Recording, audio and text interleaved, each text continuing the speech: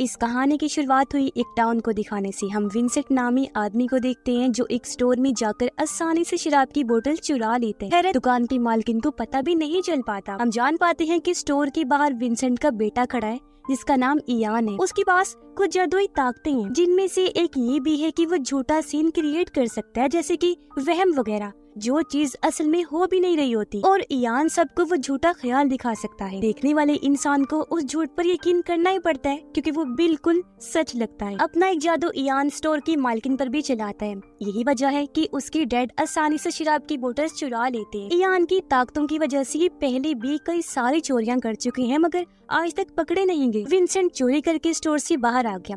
यहाँ से कुछ लड़कियां गुजर रही थी। एक लड़की इयान के कान में कुछ कह जाती है, जिससे उसका ध्यान भटक गया और उसका जादू टूट जाता है। दुकान की मालकिन देख लेती है कि शराब की बोतल्स गायब हैं। उसे पता चल गया कि वो आदमी उन बोतल्स को चुरा ले गया है, इसलिए वो हथौड़ा लेकर बाहर आती है। लेकिन इससे पहले विंसेंट पर हमला करती एक बार फिर इयान अपना जादू करता है। औरत को रोकने के लिए वो उसे ऐसा ख्याल दिखाता है जैसे इयान के हाथ में गन है और वो उसे गोली मारने वाला है। औरत जैसे उसके पास गई, इयान ने शूट कर दिया। इस चीज को सच मानकर औरत नीचे गिर गई, जिस चीज का फायदा उठाकर वो बाप बेटा यहाँ से भाग निकले। पर ये देखकर एक पुलिस वाला वहाँ आकर औरत को चेक करता है, जो जाहिर है बिल्कुल ठीक थी। उसे गोली नहीं लगी थी, मगर अब पुलिस ऑफिसर दोनों का पीछा करने लगता है। विंसेंट इयान पर गुस्सा करने लगा कि क्या जरूरत थी अपनी ताकतों को सबके सामने इस्तेमाल करने की। इयान कहते हैं, हम ये छोटी मोटी चोरियां क्यों करते हैं, एक बार ही बैंक लूट लेते हैं जिससे हम माला माल हो जाएंगे। पर विंसेंट ये कहकर मना कर देते हैं कि बैंक वालों को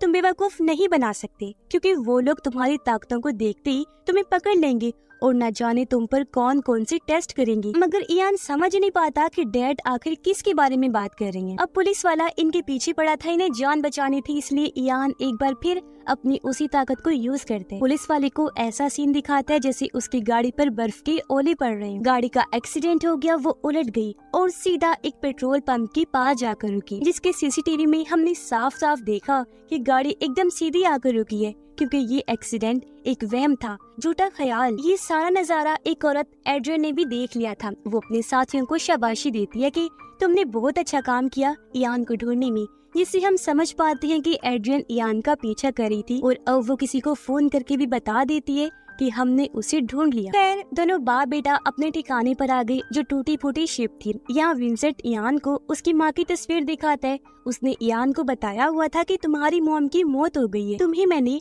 अकेले ही पाल पोस कर बड़ा किया। लेकिन इयान ऐसी जिंदगी से खुश नहीं था, क्योंकि विंसेंट की लगाई गई पाबंदियों से वो ना खुश था। उसके डैड इयान को बाहर जाने नहीं देते थे, ये कहकर मना कर देते थे कि तुम खास हो, बाहर जाना सेफ नहीं, तुम कोई आम इंसान नहीं हो। अब जो पुलिस वाला उनके पीछे लगा था, वो एक बार में आता है और उस एक्सीडेंट के बारे में अपनी दोस्त को बताता है। उसकी सारी बातें पास बैठे आदमी ने सुन ली, जो भी कोई आम इंसान नहीं था बल्कि म्यूटेंट था। उसके पास भी ताकतें थी, जिनकी मदद से वो ऑफिसर के दिमाग से जानकारी निकालता है। ऐसा होते ही ऑफिसर बेहोश। हमें पता चलता है कि कहानी में इन म्यूटेंट लोगों को परसेप्टर कहा गया है। उधर एड्रियन अपने साथियों के साथ दोनों बाप बेटे के ठिकाने पर आ जाते हैं, ताकि वो इयान को हासिल कर सके, जिसकी कब से इन्हें तलाश थी। ये लोग एक खुफिया एजेंसी के लिए काम करते थे। पहले विंसेंट भी उसी एजेंसी के लिए काम किया करता था, इसीलिए एड्रियन और विंसेंट दोनों एक दूसरे को जानते थे। लेकिन फिर कुछ ऐसा हुआ कि सब बदल गया। ये लोग एड्रियन को मारते हैं और उससे इयान के बारे में पूछते हैं, मगर वो अपना मुंह बंद रखता है। पता चलता है कि एड्रियन एक साइंटिस्ट है और वो जिस एजेंसी अवेयरनेस के लिए काम करती है, उनका काम था इयान जैसे लोगों पर एक्सपेरिमेंट तजुर्बे करना, क्योंकि उन लोगों को ऐसी ताकतें देने वाली भी वो एजेंसी ही थी।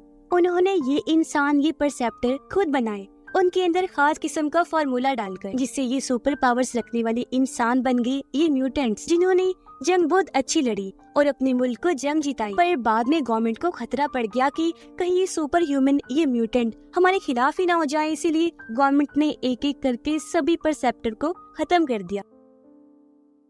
एड्रियन कहती है, अब इस दुनिया में सिर्फ एक ही परसेप्टर बचा है, जिसे भी हम बहुत जल्द पकड़ लेंगे। वो यहाँ इयान के बारे में बात नहीं कर रही थी, हालांकि उसके पास भी वो ताकतें थी, मगर उसे परसेप्टर इसलिए नहीं कहा जा रहा था क्योंकि वो एक परसेप्टर से पैदा हुआ था, जो चीज नामुमकिन थी, क्योंकि परसेप्टर जन्म नहीं दे सकते। इसीलिए तो इयान एक चमत्कार था जिसे सालों से विंसेंट छुपा रहा था। इन लोगों को पता चल जाता है कि इयान एक गेमिंग जोन में गया है, जहाँ वो परसेप्टर भी आया हुआ था इयान को ढूंढने। अब एड्रियन जिस आखिरी परसेप्टर की बात कर रही थी वो और कोई नहीं बल्कि यही परसेप्टर था जो बार में बैठा था, जिसने पुलिस ऑफिसर का दिमाग पढ़ा था। उसे पता चल गया था कि एड्रियन के लोग इयान को पकड़ने आ गए हैं, इसलिए वो उनका ध्यान भटकाने की कोशिश करते हैं, जिस वजह से वहाँ हलचल मच गई, गोलियां चलती हैं, लोग डरकर भागने लगते हैं। इस बीच इयान परसेप्टर को देख लेते हैं। उसे पता चल गया कि ये भी म्यूटेंट है, लेकिन इससे पहले परसेप्टर उसके पास जाता है। एड्रियन के लोग परसेप्टर के सर पर हेलमेट लगा देते हैं, पर हम देखते हैं कि वो इतना ताकतवर है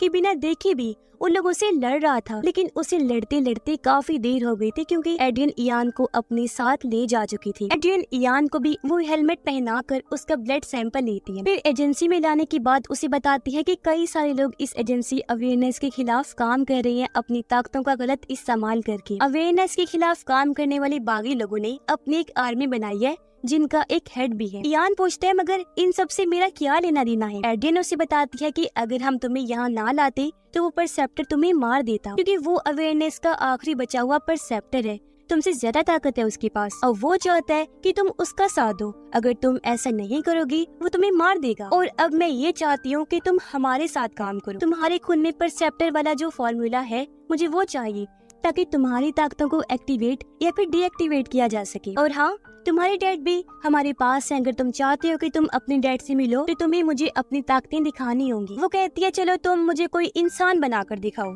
यानी इंसान का झूठा ख्याल बनाओ। इयान इसके लिए मना कर देता है, कहता है ऐसा मुमकिन नहीं, मैंने कई बार कोशिश की लेकिन इंसान नहीं बन पाया आज तक। एड्रियन कहती है अच्छा बीच और समंदर का झूठा सीन ही बना दो। इयान कोशिश तो करता है मगर उससे हो ही नहीं पाता। एड्रियन कहती है ऐसा इसलिए हो रहा है क्योंकि तुम्हें अपनी ताकतों का अंदाजा ही नहीं है। अपने जज्बात को पहचानो, उनका इस्तेमाल करो, क्योंकि फीलिंग्स के जरिए तुम ऐसा कर सकते हो। वो इयान को उसकी बचपन का टाइम याद करवा के उसे उसकी मॉम की तस्वीर दिखाती है, जिससे गुस्सा होकर इयान भी उसे समंदर और बीच का झूठा सीन दिखा देते हैं। अब यहाँ इयान ने एक मक्खी भी बनाई थी जो उसे एड्रियन ने ही कहा था।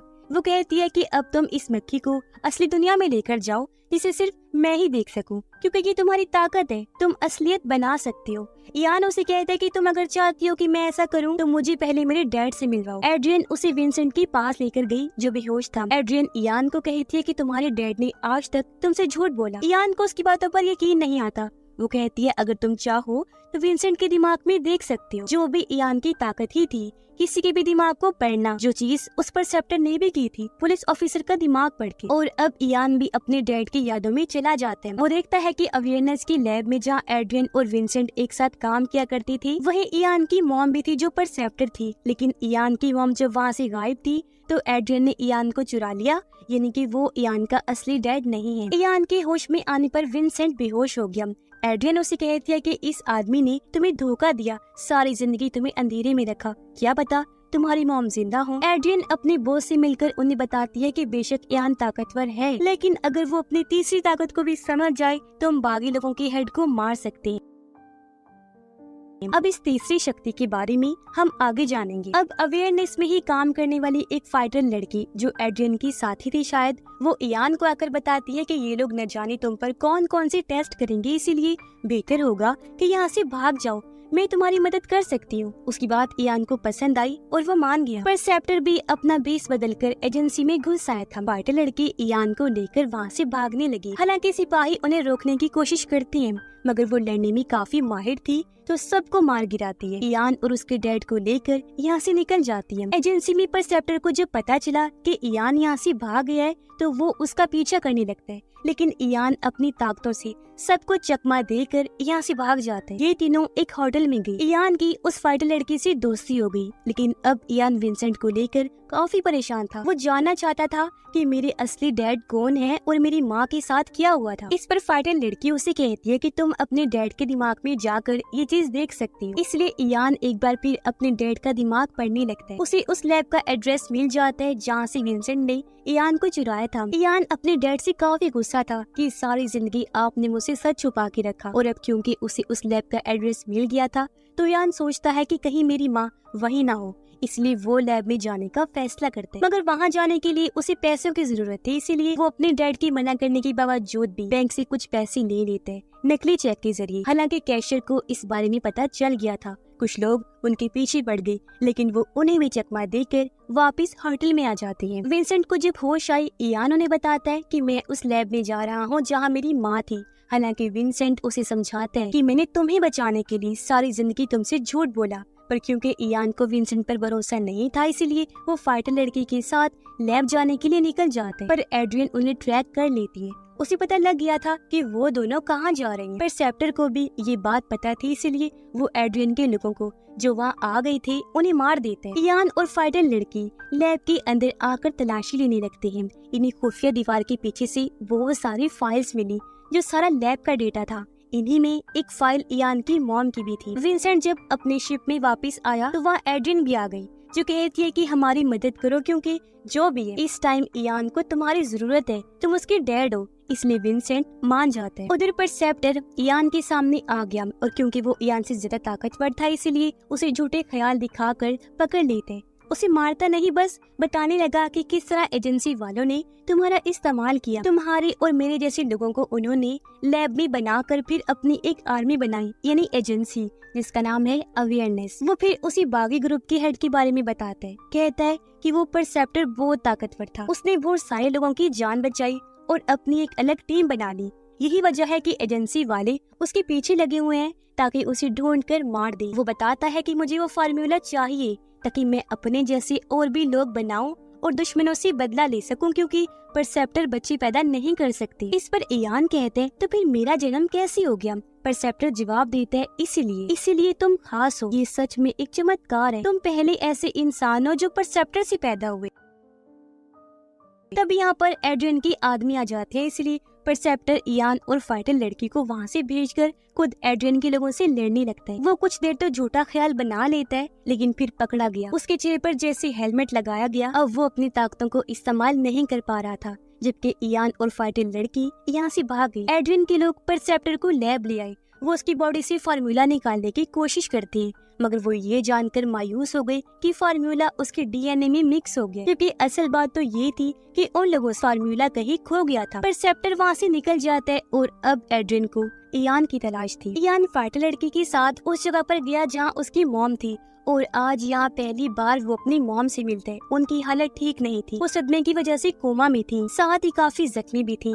अपनी माँ की ये हालत देखकर इयान को बहुत गुस्सा आता है। उसे लगा कि शायद वो मर चुकी है, पर तब यहाँ परसेप्टर भी आ गया। वो इयान को कहता है कि तुम्हारी माँ अभी जिंदा है। इसलिए इयान अब अपनी ताकतों की मदद से अपनी माँ के दिमाग में जाते हैं, जहाँ उसे अपना बचपन नजर आता है। उसे पता चला कि एड्रियन जिस फार्मूला के पीछे है वो दरअसल इयान की माँ ने ही बनाया था, और उस चीज की याद उन्होंने इयान के दिमाग में डाल दी ताकि हर किसी को उस बारे में पता न चल सके। और अब असली दुनिया में परसेप्टर उस याद को लेने की बहुत कोशिश करते हैं। हालांकि इयान उसे ऐसा करने तो नहीं देता, लेकिन इस जोर जबरदस्ती की वजह से इयान की मॉम की मौत हो जाती है। इस बात से इयान को बहुत दुख हुआ, साथ ही उसे काफी गुस्सा भी आता है। और अब वो अपना गुस्सा एड्रियन और उसके साथियों पर निकालना चाहता था, जो वहाँ पहुँच भी गए थे। और अब यहाँ इयान की तीसरी ताकत भी सामने आई, और वो ये थी कि वो एक साथ कई सारे लोगों के दिमाग को कंट्रोल कर सकता था। ऐसे उसने बहुत सारे लोगों को मार गिराया, मगर कोई उसका कुछ बिगाड़ नहीं पाता। तभी उसे रोकने यहाँ विंसेंट आ गया। वो खुद को शूट ही कर लेते हैं, जिससे इयान अपने होश में आ गया। और अब आखिरी बार वो अपने डैड के दिमाग को चेक करते हैं। उसे पता चला कि असल में इयान की माँ ने विंसेंट को कहा था कि मेरे बेटे को कहीं दूर ले जाओ, किसी महफूज जगह पर, यानी विंसेंट ने जानबूझकर उसका बच्चा नहीं चुराया था। ये देखकर इयान को दुख हुआ। वो अपने डैड से माफी मांगता है और इसी के साथ उनकी मौत हो जाती है। अब परसेप्टर फार्मूला हासिल करने के लिए फाइटर लड़की का इस्तेमाल करते हैं, उस पर गन पॉइंट करके मारने की धमकी देते हैं। ये देखकर एड्रियन इयान को कहती है कि कोई फाइटर लड़की है ही नहीं, ये तो बस छलावा है, फाइटर लड़की का झूठा ख्याल जो परसेप्टर ने तुम्हारे दिमाग में डाला। इयान जब इस बात पर गौर करते हैं तो उसे भी यकीन हो गया कि शुरू से लेकर अब तक कोई फाइटर लड़की थी ही नहीं, बल्कि वो तो झूठा कैरेक्टर बनाकर परसेप्टर ने मेरे दिमाग में डाला। इसलिए इयान उसकी बातों में आए बगैर उसे शूट कर देते, जिससे परसेप्टर फाइनली मारा जाता है। सिर्फ फाइटर लड़की रह गई, क्योंकि वो खुद ही बनाया गया कैरेक्टर था और एक ही लूप में वो चल रही थी। फिर हम कुछ टाइम की बात का सीन देखते हैं, जहाँ इयान और एड्रियन कब्रिस्तान में थी। इयान उसे कहता है कि मैं उन सभी लोगों को खो चुका हूँ जो मेरे अपने थे, जिनको मेरी परवाह थी। एड्रियन उसे कहती है कि हमें है तुम्हारी परवाह, क्योंकि हमें वो फार्मूला हर हाल में चाहिए जिसके लिए हमें तुम्हारी जरूरत पड़ सकती है, क्योंकि अगर वो फार्मूला मिल गया